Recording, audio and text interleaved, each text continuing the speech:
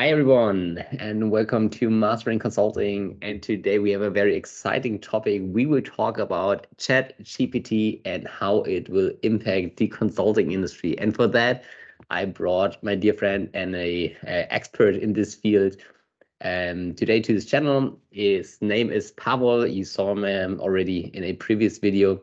Pavol is a former strategy consultant, a colleague of mine, and he's the founder of AskBrian, a AI-based virtual assistant that helps consultants to save a lot of time and makes their work much more efficient. So welcome, Pavol. Nice to have you here.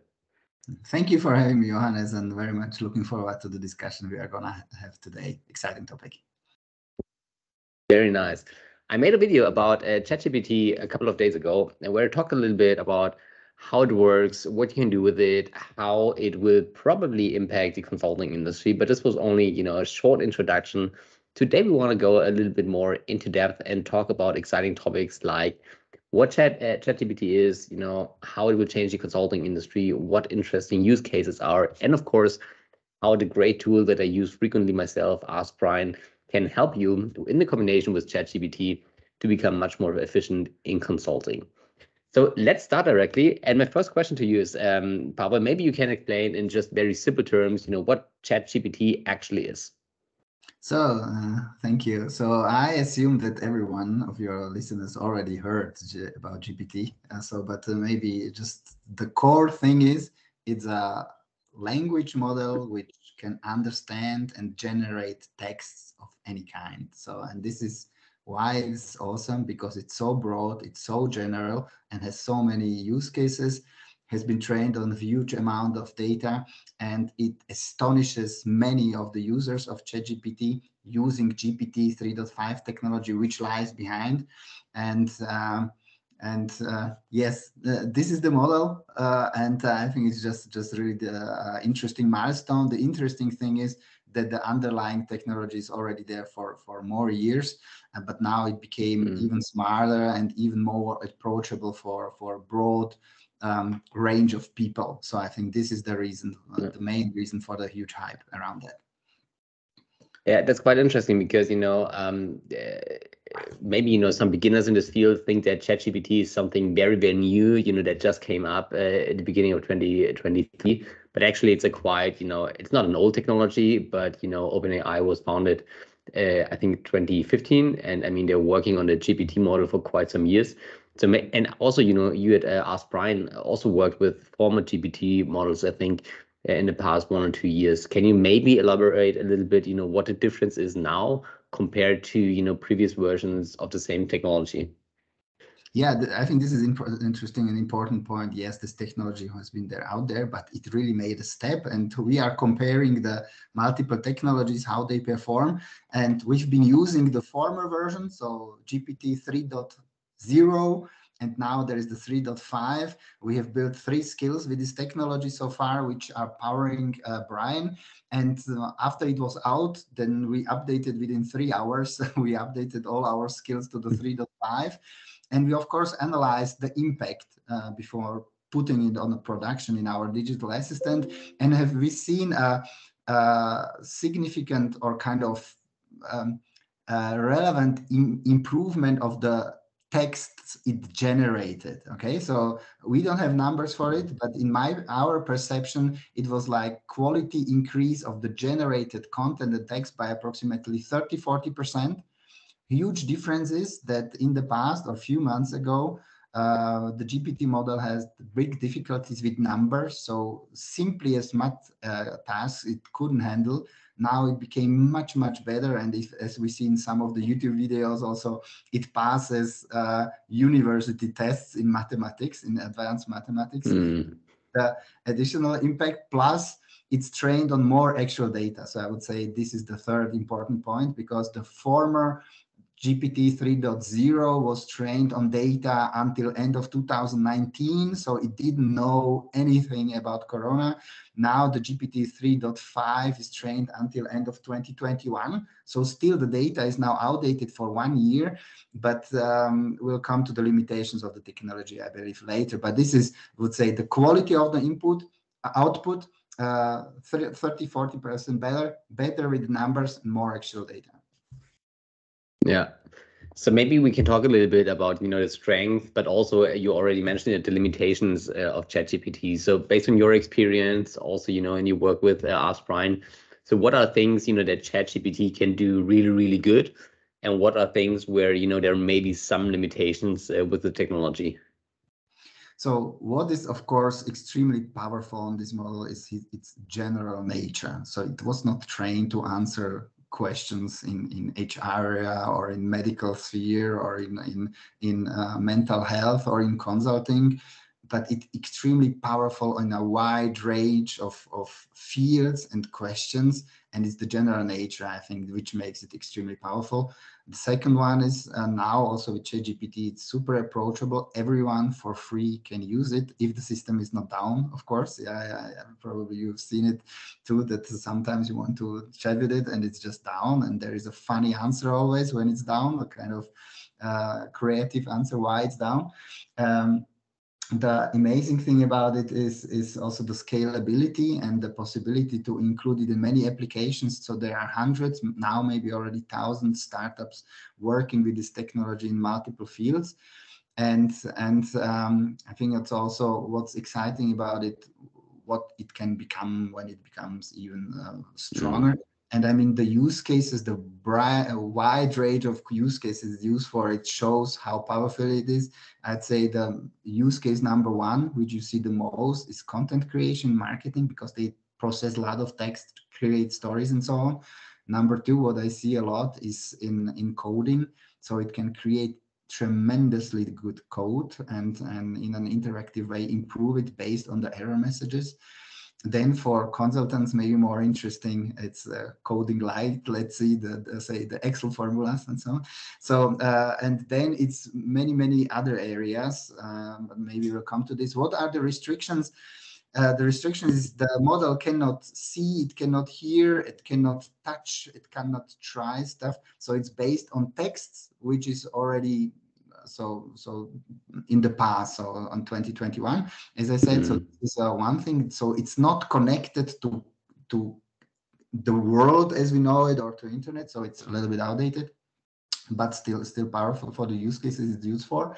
The next limitation is the answers you get can be wrong. So the system makes mistakes, and it makes very smart mistakes we as humans have sometimes difficulty to recognize. Yeah, so I think we need to watch out much more.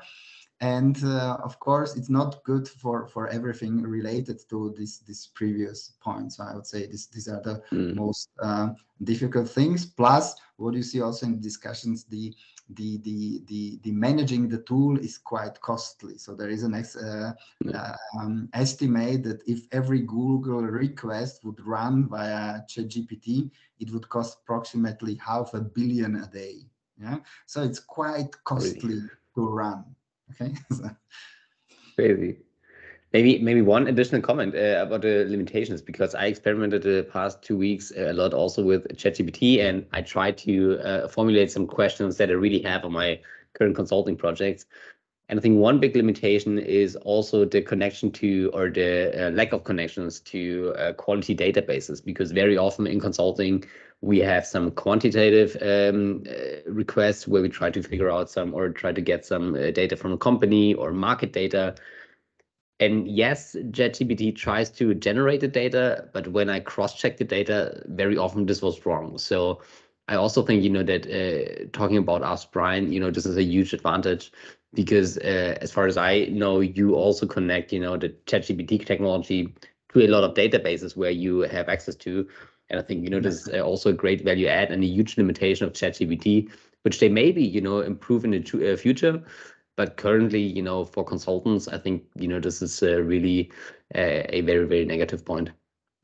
Yeah, definitely. So basically, I would say don't trust any number which is coming from OpenAI. The numbers can be right? If you ask for a number of inhabitants of Munich, it tells you a number which is probably not too wrong, but I would not trust anything. I think any number, so I would cross-check everything. So we had a fun test when we asked for kind of give us the link to the LinkedIn account of Elon Musk. okay? And it gives you a internet link saying https://linkedin.com/elon-musk/8844-783, and then you dial it in and it's wrong, it's invented. Yeah, so it's creative, and has advantages in some use cases, but for factual knowledge it's a limitation. Maybe in the next update it will be better, but I would always cross check. The system is still amazingly great, but numbers and statements I would always check with the basis.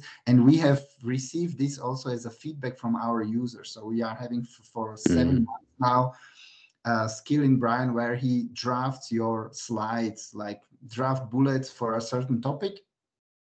And then you have statements like, what are the key challenges in the automotive industry in China?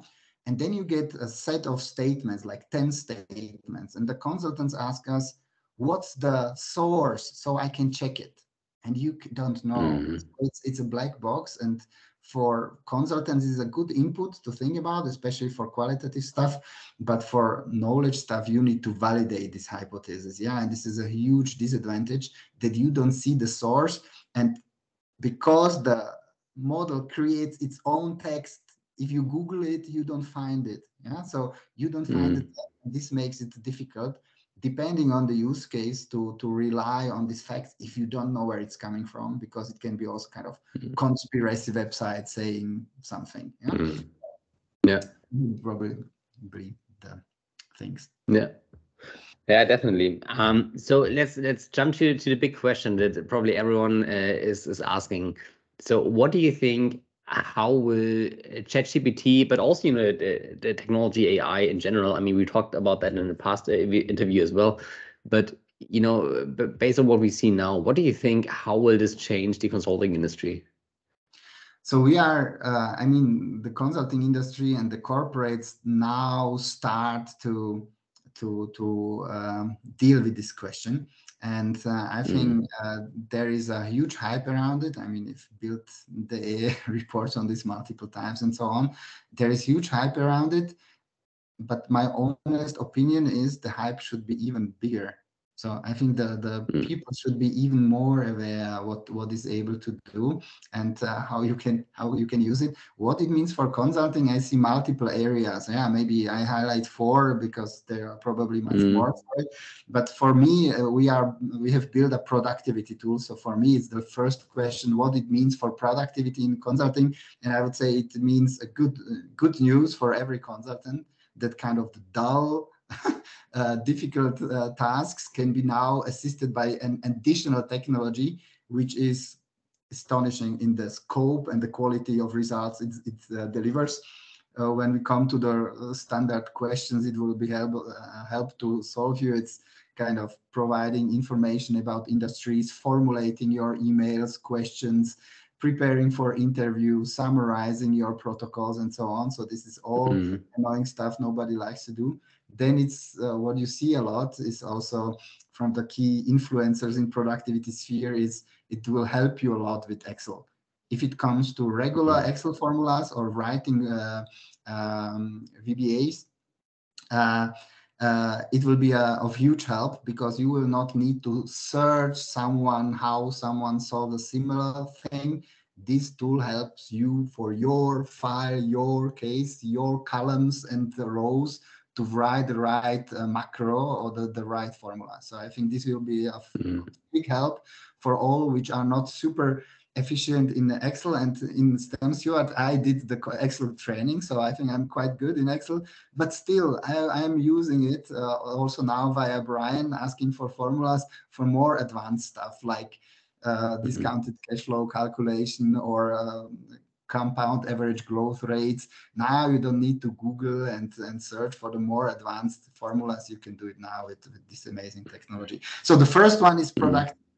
You will be much faster, much more productive. And if you work with this technology, it's more likely you will impress your boss and your clients. So this is the good news. Yeah. So this is the area of productivity.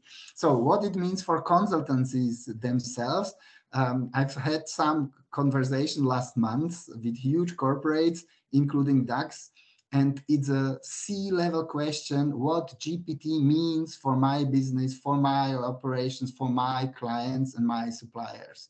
So I believe this is a huge consulting challenge, because it's not a technical question like how do I code stuff, but what it means for whole business models, how we operate and everything. So it's a huge consulting field, because many people will have kind of anecdotal knowledge of the GPT, and I tried this joke and this didn't work and this is stupid.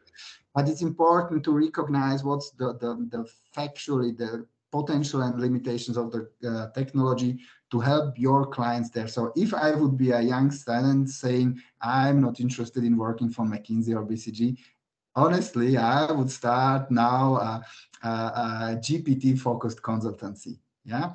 And I would say, I don't know anything else. I just know everything about this technology, and I can help your business to get to the next era. So this is what I would do. Yeah.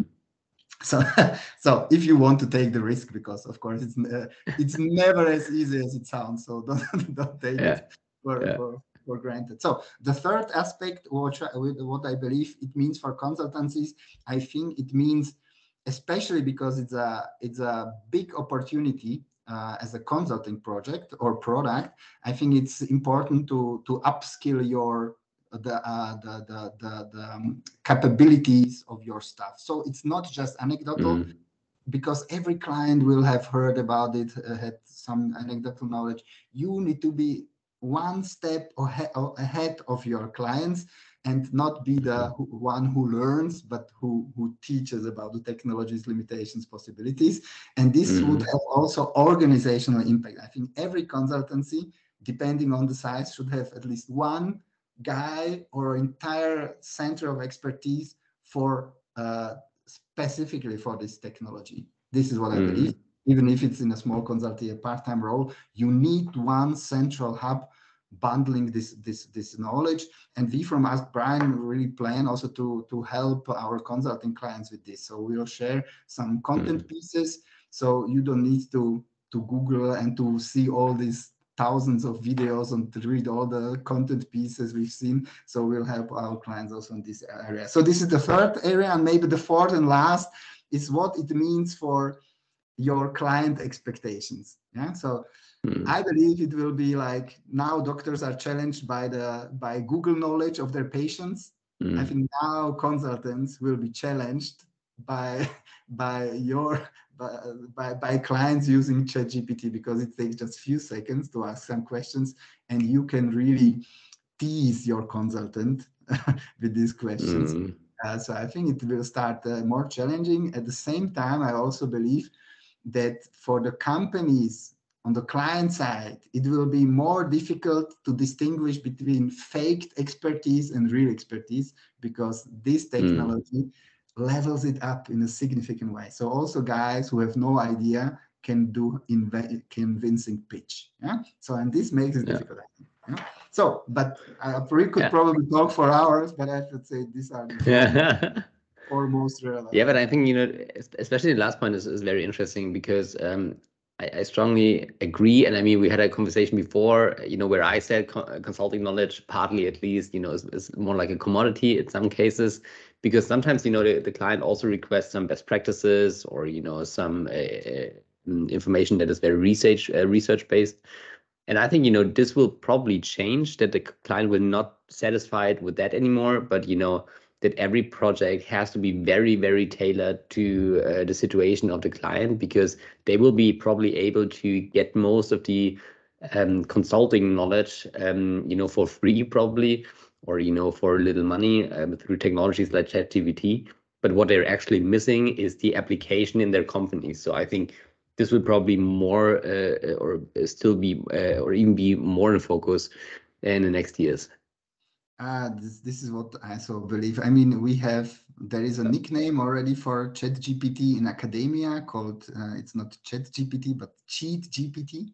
So, and I think there will be also, so I believe there will be also cheat expertise pretended by GPT. What I believe it means for consultants on all levels, it means the critical thinking. So it's really to understand the client. And if you work with the GPT powered technology, no matter in which tool it is or directly via Chat GPT, it's just critical thinking. Does it make sense? How I can validate it? How I can dig deeper, and don't get satisfied with the high level answer, because they are can be wrong, and they are wrong. Yeah, not so. I mean, it's incredible intelligent tool, but still it makes mistakes, and it's up to us humans to challenge, yeah, and to reason more. Yeah. Yeah. Yeah, definitely. Then let's talk about maybe some very concrete use cases that consultants, or that there are out there in the consulting industry. So, what are things that people can do with ChatGPT? And also, I mean, just maybe you can elaborate what you're working on with AskBrian. So maybe use cases for ChatGPT, but also use cases that can only be applied through AskBrian, maybe. Yeah, so happy to elaborate on this. So as mentioned previously, we are working with this technology for over 1 year now, also with the formal version, and we know what are the shortcomings and complications or limitations of this technology. And the first 3 skills we built with this technology is you could ask anything. So it was kind of a Chat GPT, but you needed to write Chat GPT -3 double point and then ask your question. Then Brian would use the GPT knowledge to generate your answer. What we did this week is that if you once gave your consent to using GPT, you can ask directly, why is the sky blue? And Brian will tell you why is the sky blue using the GPT answer. So we just this week extended the scope of Brian from 30 skills, in fact, to infinite, you could say. We don't know how to communicate it to our users to manage the expectations right, but in fact, he has now endless capabilities. He cannot do everything, but infinite tasks, including writing Excel formulas and so on, right? So this is the one thing, ask anything. And then we customize each use cases that we tune the answer Brian provides. Because if you have this ask anything, we set the creativity level to 0. That means if you ask 3 times the same question, you get 3 times the same answer. ChatGPT has a randomizer in it. If you ask ChatGPT how creative you are, then he tells you 0.5, right? So in the settings, we are not sure if this is the case, but the second skill which we have built with this technology is you give the name of your slide and it drafts your bullets, okay? And the creativity level for drafting bullets is approximately 82%. Okay, so because we find out 90% it started to invent words, below 70 or something, it was just dull, right? So it was just boring. Therefore, when you ask Brian to draft bullets for a certain topic, it's 82, and 82 is also the creativity level for brainstorming. So you can ask Brian to brainstorm about anything. And these are, ask anything, brainstorming are text in, text out skills. Then we have draft bullets, where you just don't get bullets, but also 2 PowerPoint slides ready to use, including a picture from pixels.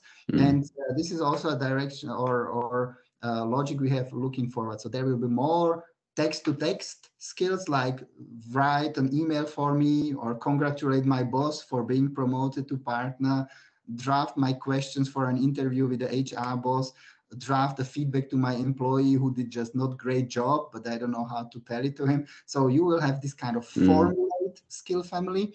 You will have a Excel skill, where you will get not the American way of Excel formula, so you need to adjust, but the European way of doing it.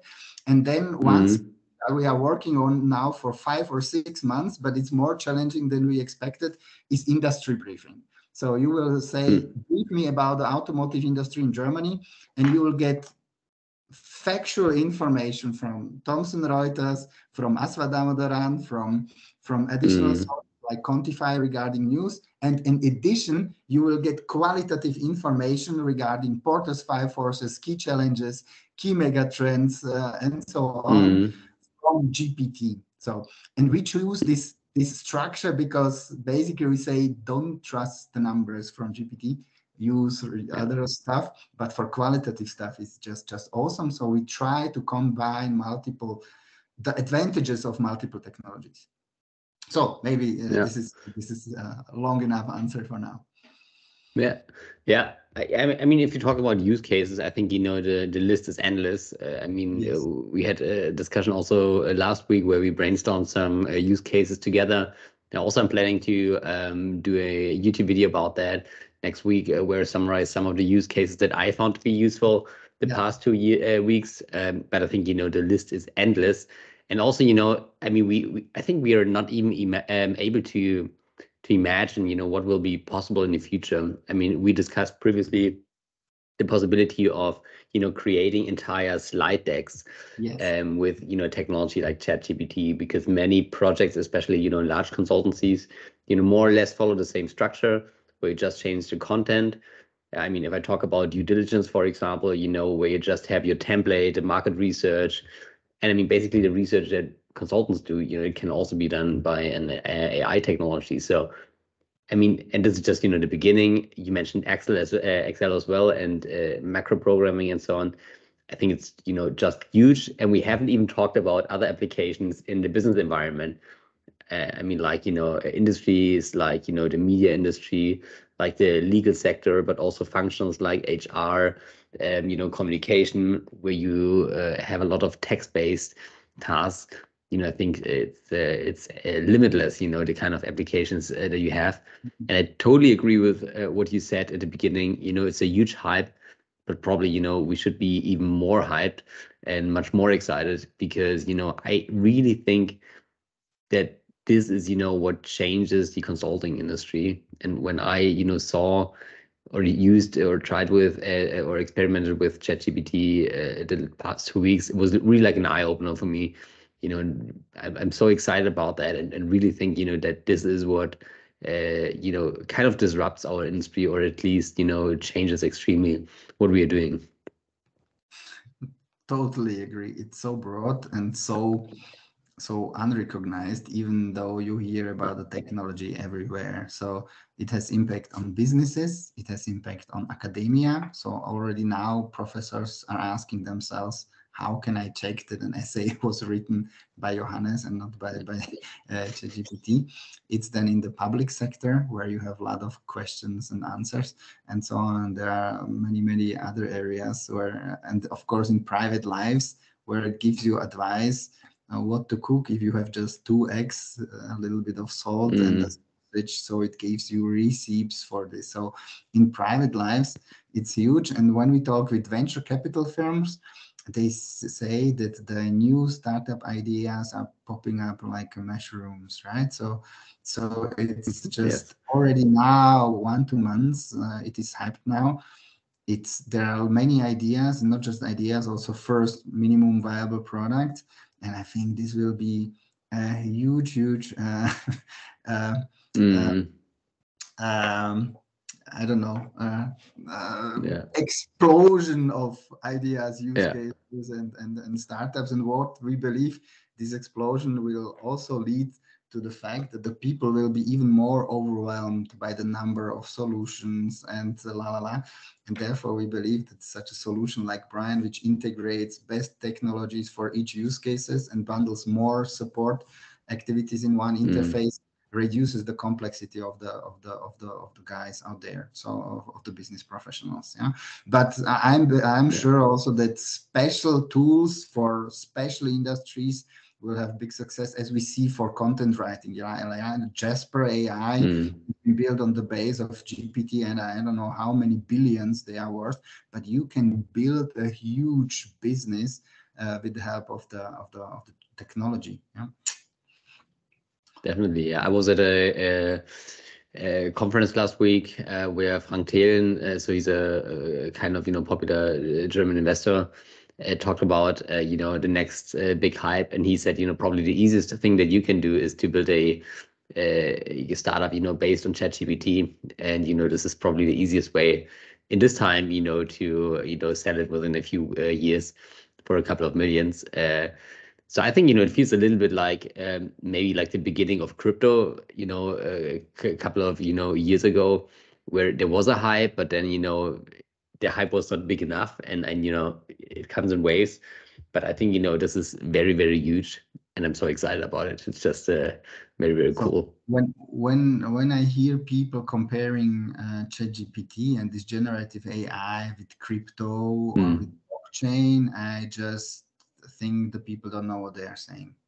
This is fundamentally different.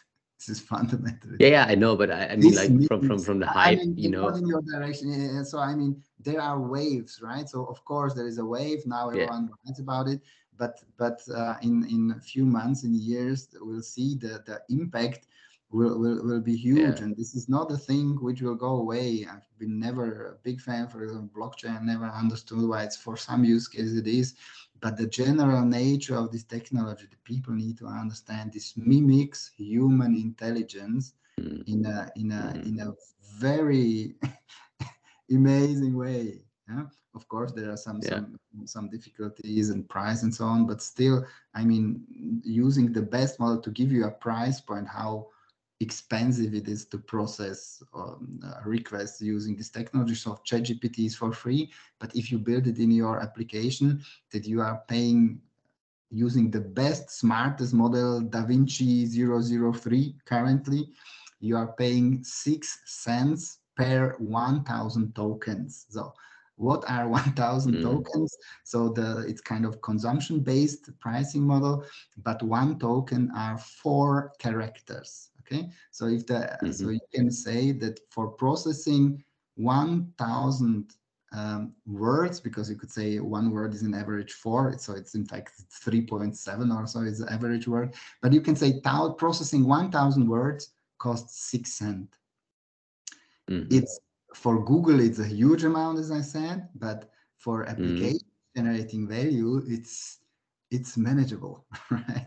So, and the words are counted, the input and the output, so all together, right? So what is the input amount of text and output?